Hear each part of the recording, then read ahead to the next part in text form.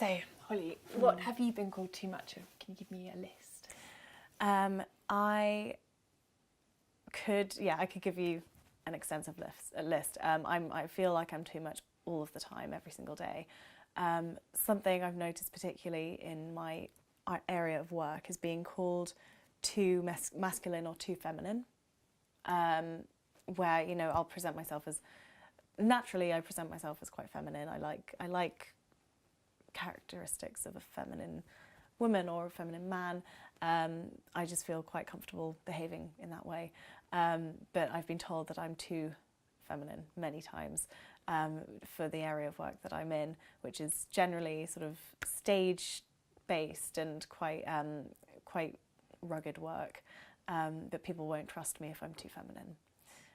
They look for a manly power in those areas. So ambition and my ability to motivate myself, which I think is something that a lot of people struggle with. I struggle with all the time. But ambition has brought me things that I never dreamed I could be doing at my age of 22. A lot of my peers, they're very nicely impressed by where I am. I have my own business and I have a few other very exciting job opportunities for which I've been doing for sort of 4 years now. I've built up a very strong CV and I've got a lot of knowledge and experience backing me, which I think I'm very proud of. And I think it's important to be able to say that you're proud of these things, you know, totally. achievements. That's amazing. I have always been very self-aware of my body image, and for as long as I can remember, people have commented on my size, my height, my, you know, any imperfections, or people think it's okay to say that you're too fat or you're too skinny or you're too white, you're too spotty. Any of these things that they think don't fit into the sort of standards of our society and what we deem as beautiful or what we deem as acceptable. And in the last few years, having gotten into yoga, I've realised that actually my body that I was once quite, I wouldn't say, I've never had an eating disorder. I've never, you know, struggled with anything like that. But it's always been in my mind. And a lot of girls sort of treat their bodies quite badly to get to an ideal weight or situation or look. And what I've realised is that actually your body is incredible. And if, you know, if you use it in the right way and you treat it in the right way, you feed it and you nourish it, it can do amazing things. And I can do things in yoga now that I never thought I would be able to do before, which is really exciting. And I think it's a lot more rewarding than striving for this perfect body image, because who are you doing that for, really? You know? And is it ever enough? It's never going to be enough, and it's never going to stay. Your body's constantly changing, so something that might be working for you for a few months or years will suddenly not be anymore, and then you need to readjust that. I think as long as you're healthy and you're happy, that's the most important thing. Absolutely. Yeah. So do you love your body? Yeah, I'm getting there. Yeah. I'm getting there. It's a funny one. It's not consistent for sure, but people need to sort of retrain how we see our bodies. And I think we're slowly getting there. I think you know, images of women are becoming much more about their strength and what their bodies can do, rather than stick thin and unhealthy looking bodies. Yeah. And what do you love about your body? I love that I'm strong. I'm a strong person. I've always had very good posture. That's come naturally to me, which is nice. And I love that my body allows me to do all of the things that I do every single day without question. It's amazing. Yeah. Smiles, actually. I've been told that I don't smile enough. I'll be walking down the street, minding my own business, and usually a man will come up to me and tell me to smile because that's what I'm there for, you know. You're like a work of art and you're there to be enjoyed and looked upon, so you need to smile. But I've also been told that I smile too much, so it's again this kind of weird tightrope that you're walking that you can't really fit on for, you know, anyone's going to tell you you're too much or not enough of something. But I find there's a lot of strength in a smile, and it can bring people together. It doesn't take anything to just smile, you know, but it can change someone's day. It can change people's perception of you, and a lot can come across in a simple smile. It's a beautiful way of communicating across all languages, and I think it's something that we should all do a lot more. Yeah.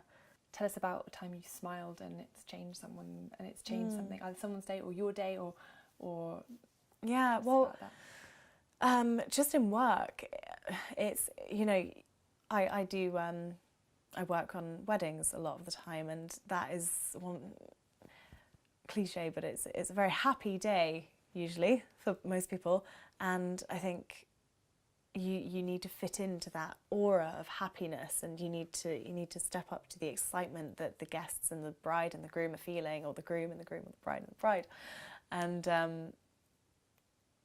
that is something that's been commented on a lot when I've had feedback from couples and from guests, is that I become another guest and kind of just fit in to this happy aura. And if you could give advice to girls or boys or non-binary people or any, you know, basically if you could give advice to someone that's been called too much in the same ways that you've been called too much, what would you say to them? God, to anyone who's been called too much of anything, I just say don't listen. Just keep doing what you're doing. As long as you're not hurting anyone, I don't see the problem in it. Anyone who has experienced being called too much, I think, is doing something right, because they're driven, they're fighting for something that they're excited by or passionate about, and that scares some people, and along the way you're going to be told you're too much or you're not enough, but you just need to keep, as long as you're true to yourself, that's the most important thing, because you'll only regret that. You won't regret being too much, ever. Yeah. Have you ever regretted being too much? Ever? No. Never. No. What do you find as too much moments?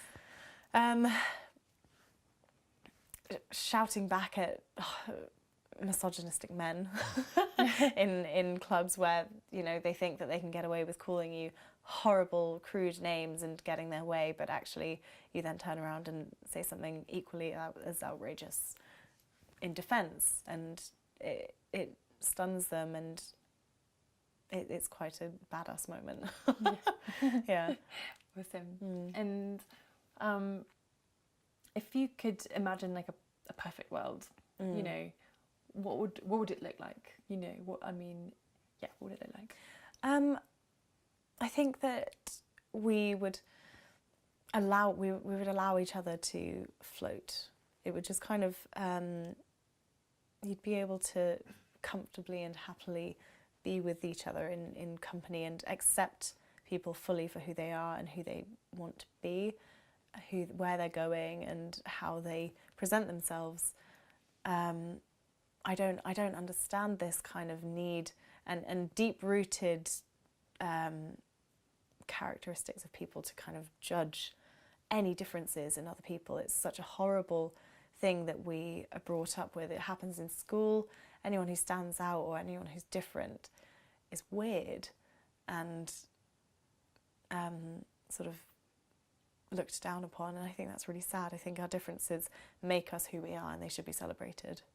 When you were younger, if you could write, basically say something to your younger self, like if you just sort of speak into the camera and say, "Dear younger Holly," what would you say to her? Like, is there any advice you'd give her when she was being called too much? Do you want me to say it like a letter? Yeah. Dear younger Holly, I can't tell you enough to just go and do exactly what it is you want to do right now, however old you are, however young you are.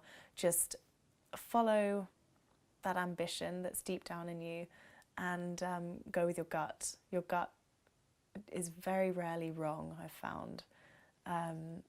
Just blow your trumpet and go all out and smile at everyone you can. And if they don't return the smile, it doesn't matter. You've given them your smile. It doesn't matter. Yeah, shoot for the stars.